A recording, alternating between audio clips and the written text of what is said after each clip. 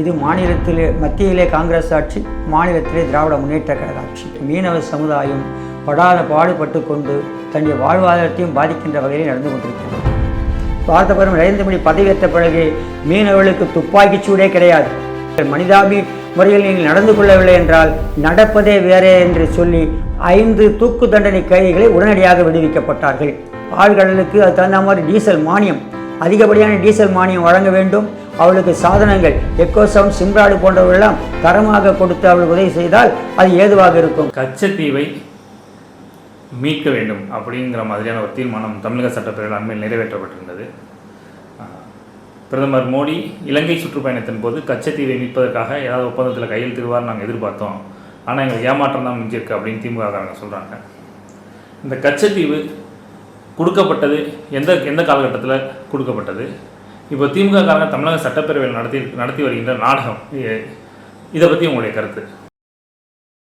வந்தாரை வாழ வைக்கின்ற மீனவ சமுதாயம் 1974ஆம் ஆண்டு ஜூலை 8ஆம் தேதி அவர்களுக்கு ஒரு கருப்பு தினமாக அமைந்தது.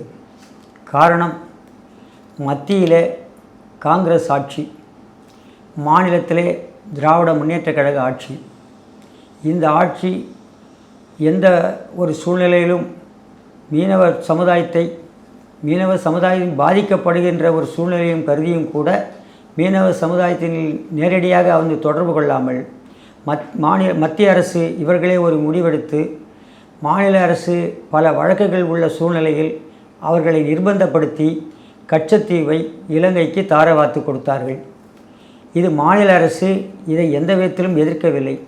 காரணம், மாநில அரசு பல வழக்குகளில் சிக்கி கொண்டு மத்திய அரசோடு போராடி கொண்டிருக்கிற நிலையில் இதை மத்திய அரசு பயன்படுத்தி கொண்டு மாநில அரசை நிர்பந்தப்படுத்தி இவர்களும் அதை இசைவு கொடுத்து மீனவர்களுடைய நேரடியாக அவர்களை சென்று விசாரிக்காமல் கச்சத்தீவை ஒரு ஒப்பந்தம் பண்ணி அவர்கள் இலங்கைக்கு தாரவாத்து கொடுத்தார்கள். இது மத்தியிலே காங்கிரஸ் ஆட்சி, மாநிலத்திலே திராவிட முன்னேற்ற கழக ஆட்சி. இவர்கள் செய்த வேலைதான் இன்றைக்கு மீனவ சமுதாயம் படாத பாடுபட்டு கொண்டு தன்னுடைய வாழ்வாதாரத்தையும் பாதிக்கின்ற வகையில் நடந்து கொண்டிருக்கின்றது.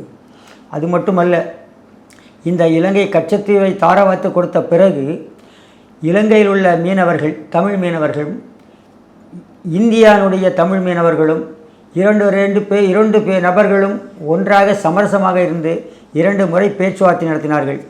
ஒன்று 2023 தேதியும் 30ஆம் தேதி 5/2024 ஒரு நேர்முகமாக கொழும்பில் இந்திய மீனவர்களும் இலங்கை மீனவர்களும் பேச்சுவார்த்தை நடத்தினோம்.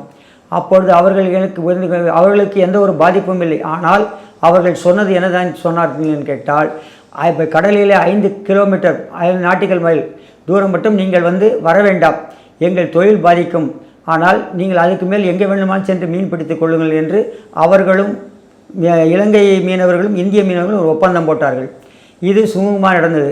அதன் பிறகு மீண்டும் ஒரு ஒப்பந்தம் 23/5/2004, 16/8/2010, 22/3/2011 இந்த 3 முறை பேச்சுவார்த்தை நடத்தி இதை இலங்கை மீனவர்கள் என்னத்தன் சொன்னார்கள், நீங்கள் உங்கள் நாட்டில் எங்களுக்கு ட்ரால் வலை கிடையாது, இலங்கையிலே ட்ரால் வலை கிடையாது, ஆனால் உங்கள் இந்தியாவில் ட்ரால் வலை உண்டு, 2வது தடை செய்யப்பட்ட சுருக்குமடி இரட்டைமடி உண்டு, அதை மட்டும் நீங்கள் எங்கள் எல்லையை எடுத்து பயன்படுத்த வேண்டாம், மற்றபடி நம்ம இருவரும் சமரசமாக இருப்போம் என்று ஒரு ஒப்பந்தம் போட்டு 2 நாட்டு மீனவர்களும் ஒரு சமரசமாக தான் இருந்தோம்.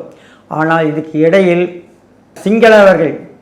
சிங்களவர்கள் இந்தியர் மீது ஒரு வெறி கொண்டு பல தாக்குதல்களை நடத்தி எப்படியாவது இந்திய மீனவர்களை பழி வாங்க வேண்டும் என்று சொல்லி கடலிலே அத்துமீறல் ஆனார்கள். அத்துமீறல் ஆன பொழுது அந்த பிறகு மத்தியில் இருந்த காங்கிரஸ் ஆட்சி எந்த விதத்திலும் செவிசாய்க்கவில்லை. ஆனால் அன்றைக்கு இருந்த சுஷ்மா சிவராஜ் மூலம் நாங்கள் ராமேஸ்வரத்திலே கடல் தாமரை மாநாடு என்று நடத்தி நேரடியாக வரவழைத்த அவர்களையும், ராமநாதபுரம், தூத்துக்குடி போன்ற ராமேஸ்வரம் இந்த உள்ள மக்களை அணுகி நேரடியாக அவர்களை தொடர்பு கொண்டு இந்த சூழ்நிலையை விளக்கிச் சொன்னோம். அவர்களும் அவர்களை கேட்டார்கள். ஆனால் அதையும் அவர்கள் பொருட்படுத்தாமல் காங்கிரஸ் ஆட்சி, மத்தியிலே காங்கிரஸ் ஆட்சி, மாநிலத்திலே திராவிட முன்னேற்ற கழக ஆட்சி. இவர்களும் எந்த விதத்திலும் மீனவர்களுக்கு செவிசாய்க்காமல் அவர்கள் சிங்களவர்கள் வெறிபிடித்து மீன் பிடிக்க சென்றவர்களை துப்பாக்கி சூடு நடத்தி பட கொடுமைக்கு ஆளாக்கப்பட்டு அவர்கள் பிடிக்கின்ற மீன்களையும் எடுத்து செல்கிறார்கள். அவருடைய டீசலை பறித்து செல்கிறார்கள்.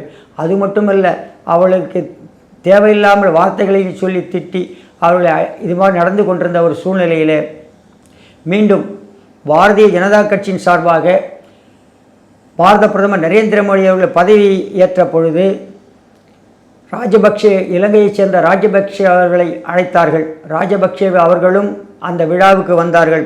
ஆனால் பாரத பிரதமர் நரேந்திர மோடி அவர்கள் காங்கிரஸ் ஆட்சியிலும் திராவிட முன்னேற்ற கழக ஆட்சியிலும் கஞ்சா வழக்கிலே கைது செய்யப்பட்ட 5 மீனவர்களுடைய சூழ்நிலை என்ன என்ற உடனே விசாரித்து அந்த தூக்கு தண்டனை கைதியை நீங்கள் எந்த ஒரு வழக்கும் இல்லாமல் அவர்களை விடுவிக்க வேண்டும் என்று உத்தரவு போட்டார்.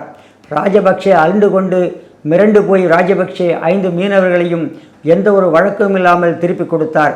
பிரதமர் இந்திய நாட்டுக்கு அந்த மக்களை திருப்பி அனுப்பியது மட்டுமல்ல, அவருடைய மனைவிக்கு கணவராகவும் பிள்ளைகளுக்கு தகப்பனாகவும் திருப்பி கொடுத்த பெருமை பாரத பிரதமர் நரேந்திர மோடி அவர்களுக்கு உண்டு.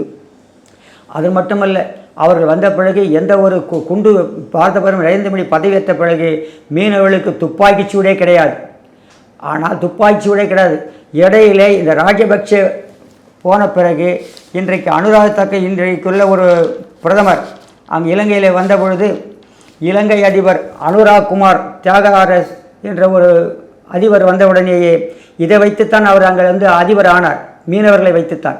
அவர் மீனவர்களை எந்த விதத்திலாவது எப்படியாவது அவர்களை பழி வாங்க வேண்டும் என்று அடிக்கடி அவர்களுடைய கோஸ்ட்கார்டு மூலமாக மீனவர்களை மீன்பிடி படகுகளையும் அவர் பிடிக்கின்ற மீன்களையும் அவர் கொண்டு சென்ற டீசல் அவருடைய மீன்பிடி சாதனங்களெல்லாம் பறிக்கின்ற ஒரு சூழ்நிலை உருவாகி கொண்டே இருக்கின்றது.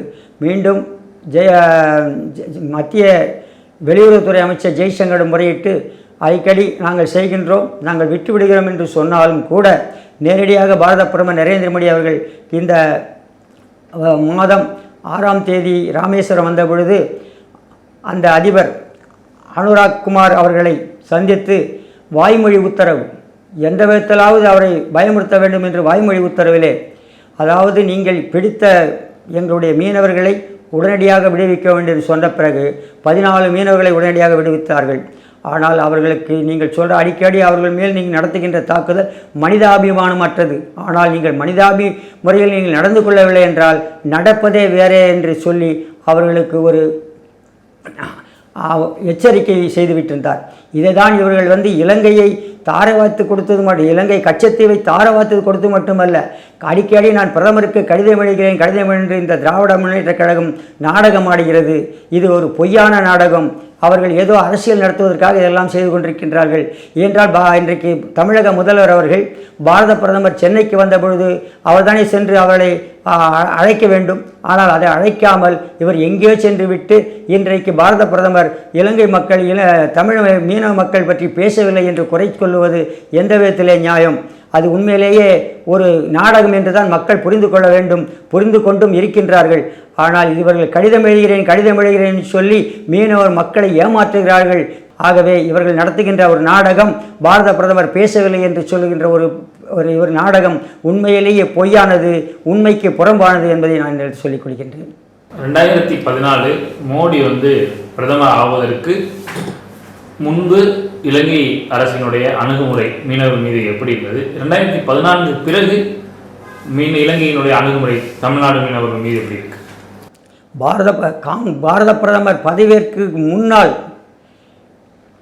மீனவர்களை, மீன்பிடி படகுகளையும் மீனவர்களையும் அடித்து துன்புறுத்தி துப்பாக்கி குண்டுகளுக்கு பலியாக்கப்பட்டிருந்த மீனவர்களை நன்கு உணர்ந்து அறிந்து பாரத பிரதமர் பதவியேற்ற பிறகு மீனவர்களுக்காக எவ்வளவுதான் சாதகமாக செய்ய முடியுமோ என்று செய்ததனால்தான் 5 தூக்கு தண்டனை கைதிகளை உடனடியாக விடுவிக்கப்பட்டார்கள். கச்சத்தீவு மீனவர்களுக்கு எவ்வளவு முக்கியத்துவம் வாய்ந்ததாக இருந்தது, அதை கொடுத்ததுக்கப்புறம் மீனவர்கள் என்னென்ன மாதிரியான விஷயங்களை இழந்திருக்காங்க? இயற்கை எண்ணெய் எதிர்த்து போராடுகின்ற மீனவர்கள், கடலோடிகள், அவர்களுக்கு எல்லையே கிடையாது. ஆனால் இன்றைக்கு உள்ள சூழ்நிலை மீனவர்கள் இயற்கையை எதிர்த்து போராடக்கூடிய மீனவன் தன்னுடைய உயிர்களை பாதுகாக்க, தன்னுடைய மக்கள் குடும்பங்கள் வாழ வைக்க கடலையும் எதிர்த்து இயற்கையும் எதிர்த்து போராடுகின்ற ஒரு மீனவனுக்கு எல்லையே கிடையாது. அந்த எல்லையை இவர்கள் கொடுத்ததனால் இன்றைக்கு கூட 12 நாட்டிக்கல் மைல் என்று சொல்லி ஒரு உத்தரவு போட்டார்கள். 12 நாட்டிக்கல் மைலில் 6 நாட்டிக்கல் மைல் வெறும் பாறையும் கல்லுமா தான் இருக்குது. அதில் வலைகளை போட முடியாது. 6 நாட்டுகள் போய் சென்று சொன்னால் இன்றைக்கு உள்ள சூழ்நிலையில் வெள்ளம் நீரோட்டத்தின் கருதி வலைகள் இங்கு போட்டால் அது வேற இடம் போகும். அது நீரோட்டத்தின் தகுந்த நமக்கு வலைகள் சொல்லும். அப்பொழுது நீங்கள் சொல்லப்போல் எல்லை அந்த 12 நாட்டுக்கிழமைகள் தூரம் தான் செல்லு தான் பிடிக்க முடியும். இது ஒரு உண்மையான தகவல். இதை பயன்படுத்தி கொண்டு அவர்கள் வந்து விட்டார்கள் என்று சொல்லி வேணும் பழிவாங்கும் எண்ணத்திலே இலங்கை அரசு, சிங்கள அரசு மீனவர்களை பழிவாங்குகிறது. இப்போ மத்திய அரசே பல ப்ரொபோசல் கொடுக்குறாங்க. உதாரணத்துக்கு ஆழ்கடல் மீன் பிடித்தல் அப்படிங்கிற மாதிரியான ஒரு விஷயத்தை சொல்கிறாங்க. ஆழ்கடல் மீன் பிடித்தல்ங்கிறது சாத்தியமா? ஆழ்கடல் என்பது உண்மையிலேயே மீனவருக்கு சாத்தியமில்லையா என்று கூறுவதை விட, இன்றைக்கு மீனவர் கடலிலே மீன் பிடிக்க சென்ற மீனவர்களுக்கு 40%, கடல் ஏரிகளில் போன்றவர்களுக்கு 60% என்ற ஒரு இலக்கை அரசு நிர்ணயித்திருந்தது. ஆனால் 40x60 என்பது கடலை சார்ந்தவர்களுக்கு மகளிருக்கு 60%, மீனவர்கள் கடலில் சென்று மீன் பிடிவதற்கு 40%. இது எந்த விதத்திலும் சாத்தியமில்லை. காரணம் என்று சொன்னால், ஒரு ஆழ்கடல் மீன் போட்டு கட்டுவதற்கு 1,25,00,000 தேவைப்படுகிறது. ஆனால் அப்படி இருக்க அரசு அவர்களுக்கு சென்னையிலே கூட 60 லட்சமும், ராமநாதபுரம், புதுக்கோட்டை போன்ற இடங்களில் இவர்களுக்கு 80 லட்சம், ஆனால் 40 லட்சம் அவர்களுக்கு மானியம். இங்கே சென்னையில் உள்ளவர்களுக்கு 30 லட்சம் மானியம். அதனால் 60 லட்சத்தில் இங்கே கட்ட முடியாது. 80 லட்சத்தில் அந்த ஆழ்கடல் செல்கின்ற அந்த போட்டு கட்டவே முடியாது. அது மட்டுமல்ல, அவங்களுடைய செவில் வலைகள் பெரிய பெரிய கண், அதாவது மெஸ் பெருசாக இருந்தால் தான் பெரிய மீன்களை பிடிக்க முடியும். அதற்கு அது ஒவ்வாது. ஆனால் 1.25 கோடி இருந்தால் இப்போத்தான் அது கூட பரிசீலனை உள்ளதை தவிர 1.25 கோடி கொடுத்தால் தான் அந்த இலக்கை போட்டே கட்ட முடியும். இது போட்டு கட்டுவது மட்டுமல்ல, அவர்களுக்கு போகின்ற பொழுது ஆழ்கடலுக்கு அது தகுந்த மாதிரி டீசல் மானியம், அதிகப்படியான டீசல் மானியம் வழங்க வேண்டும். அவளுக்கு சாதனங்கள் எக்கோசவுண்ட், சிம்ராடு போன்றவர்களெல்லாம் தரமாக கொடுத்து அவளுக்கு உதவி செய்தால் அது ஏதுவாக இருக்கும். ஒரே நாடு கருத்துக்களை பயன் கொண்டதற்கு நன்றி சார். ஓகே, நன்றி சார்.